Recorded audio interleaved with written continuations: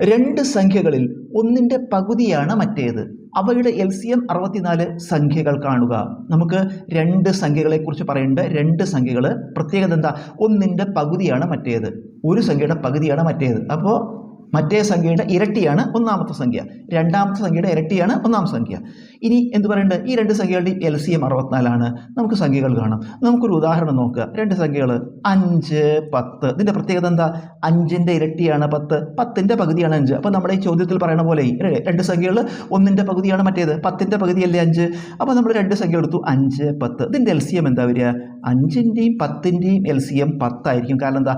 5ൻ്റെ ഗുണിതമാണ് 10, 5ൻ്റെ ഗുണിതമാണ് 10. അതുകൊണ്ട് ഇങ്ങനെ വരുന്ന സമയത്ത് ഒരു സംഖ്യയുടെ ഇരട്ടി മറ്റേ സംഖ്യയാകുമ്പോൾ, ഒരു സംഖ്യയുടെ ഇരട്ടി മറ്റേ സംഖ്യയാകുമ്പോൾ LCM ഏതായിരിക്കും? അതിലത്തെ വലിയ സംഖ്യ. മറ്റൊരു ഉദാഹരണം നോക്കുക.